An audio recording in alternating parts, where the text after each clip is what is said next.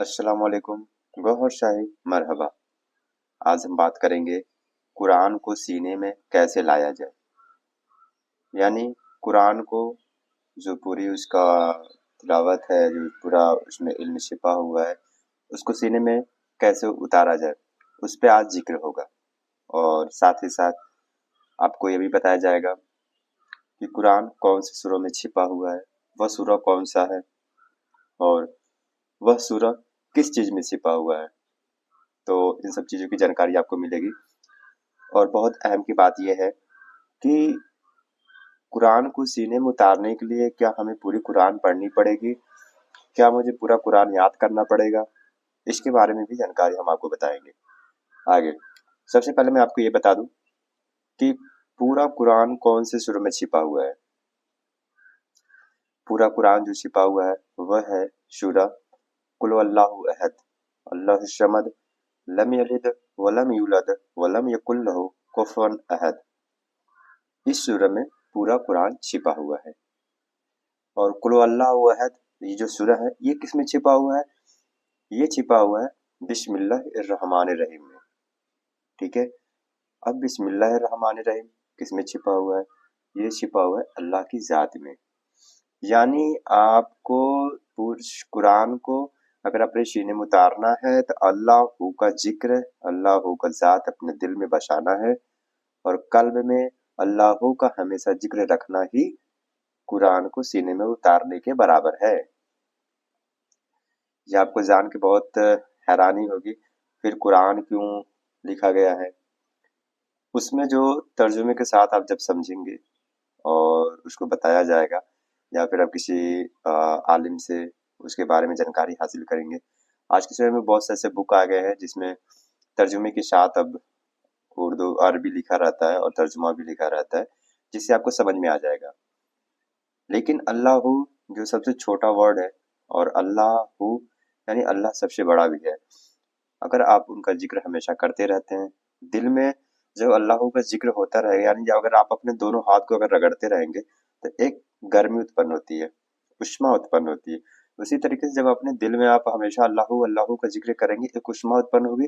सो अल्लाह के रहमो करम से आपके शरीर में वो नूरानी झलक आपको दिखाई देगी। बिल्कुल आपके चेहरे पे ब्राइटनेस रहेगी, आपका जो भी काम रहेगा वो बनता ही चला जाएगा और आप सभी की नज़रों में बहुत नेक और अच्छे इंसान बने रहेंगे। इन सब चीज़ों को समझने के लिए, जानने के लिए इस वीडियो को पूरा देखिए, लोगों को भी शेयर कीजिएगा और वीडियो को लाइक सब्सक्राइब शेयर करना बिल्कुल मत भूलिएगा। आइए सुनते हैं यूनुस साहब की आवाज़ में।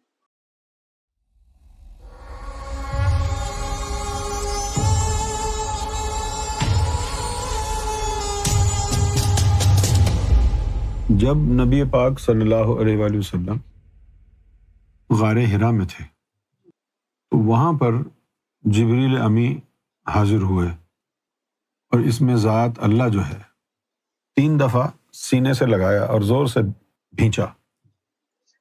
तो उस दौरान जो है जब बगलगीर हुए, मुआनिका किया, तो इसमें ज़ात की जो अमानत लेके आए थे अल्लाह की तरफ से, वो नबी पाक सल्लल्लाहु अलैहि वसल्लम के सीने में मुंतकिल की और फिर कहा इक़रा बिस्मि रब्बिकल लज़ी, कि इकरार करो रब के इस्म का, यानी जो मौसूल आपको हुआ है उसका इकरार करें।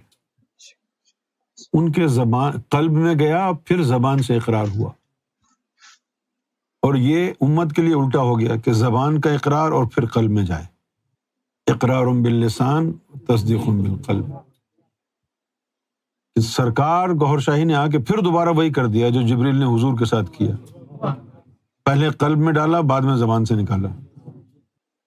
तो इमाम मेहदी का जो तरीक़ा इक्तिसाब फैज़ है वो हदीसों के मुताबिक मिनहाजुन नबुवा है, नबी पाक सल्लल्लाहु अलैहि वसल्लम के तरीक़े पर है। अच्छा, अब कुरान को सीने में लाया कैसे जाए? मौला अली ने फरमाया कि पूरा कुरान कुल हु अल्लाहु अहद अल्लाहु समद में बंद है और कुल हु अल्लाहु अहद अल्लाहु समद बिस्मिल्लाहिर्रहमानिर्रहीम में बंद है और बिस्मिल्लाहिर्रहमानिर्रहीम इसमें ज़ात अल्लाह में बंद है।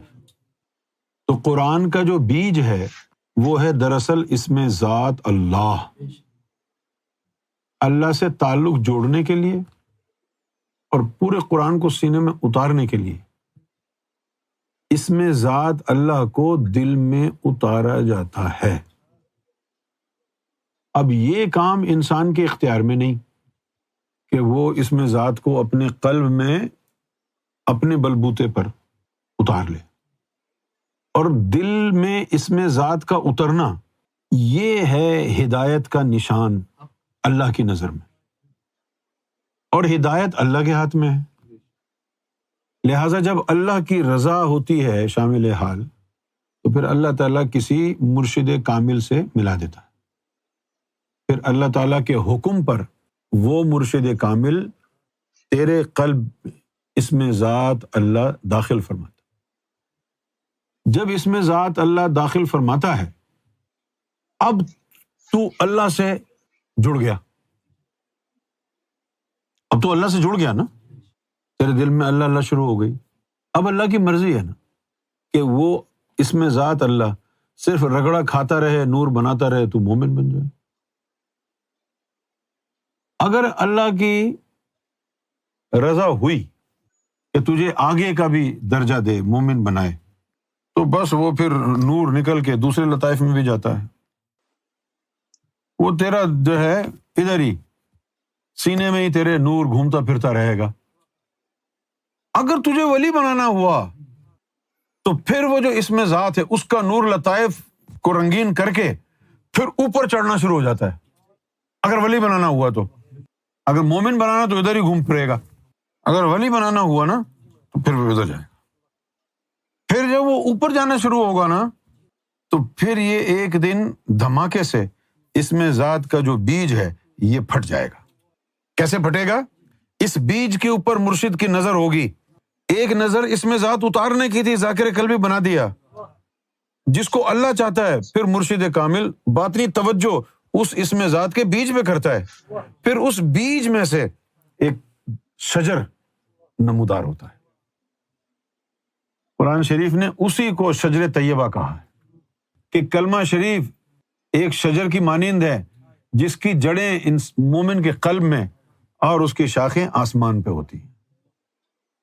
جب مرشد کامل اس پہ نظر ڈال کے وہ شجر نکالے گا تو شجر کی جو برانچز نکلیں گی وہ قرآن کی مختلف آیات کی صورت میں ہوں گی۔ اس طرح اسم ذات کے بیج سے پورا قرآن نکل کے تیرے قلب کے اندر سما جائے گا، پورا قرآن نکل کے تیرے قلب میں سما جائے گا۔ پھر کیا ہوگا؟ پھر یہ ہوگا، اگر تو نے قرآن تو نہیں پڑھا نا، اگر تو نے قرآن نہیں پڑھا نا، وہ جو تیرے اندر قرآن آیا ہے وہ لفظوں کی صورت میں نہیں ہوگا۔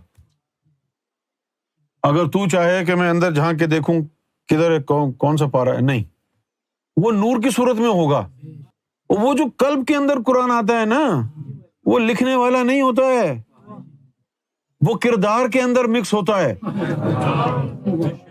پھر جس کے دل میں وہ قرآن نور کی صورت میں اتر گیا نا، وہ بندہ، اس کے قلب اور قالب اور جوارح سب کچھ قرآن کے تابع ہو جاتے ہیں۔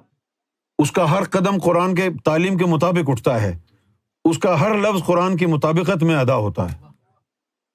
اس کی عام بھی کوئی بات ہوگی تو آپ اس کو جا کے قرآن میں ڈھونڈ لینا، مل جائے گی۔ اسی لیے علامہ اقبال نے کہا، یہ راز کسی کو نہیں معلوم کہ مومن قاری نظر آتا ہے، حقیقت میں ہے قرآن، کیونکہ اس کے کردار میں وہ بات آ جائیں گی نا۔ جس طرح ہم نے کئی دفعہ آپ نے دیکھا ہوگا کہ یہ بات قرآن میں آئی ہے، ذرا دیکھنا کہاں پر ہے۔ ابے بھائی، اگر ہم نے قرآن سے پڑھی ہوتی تو ہمیں پتہ ہوتا نا کہاں پر ہے، نہیں؟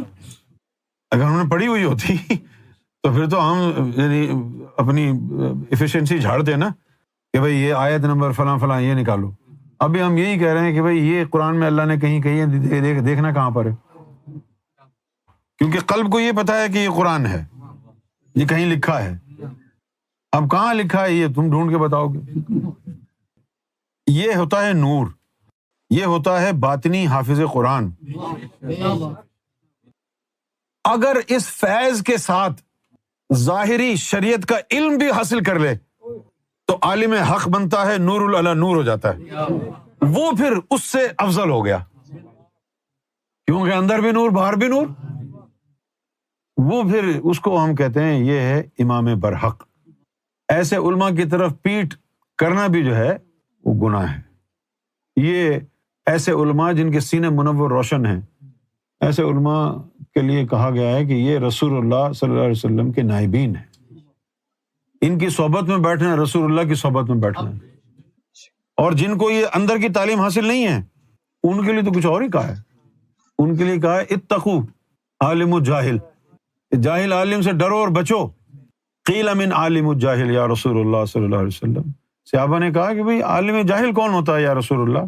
آپ نے فرمایا کہ عالم اللسان و جاہل القلب، یعنی اسود، کہ جاہل عالم وہ ہے جس کی زبان عالم ہے اور جس کا دل سیاہ ہے، ایسوں کے لیے کہا کہ ان سے ڈرو اور بچو۔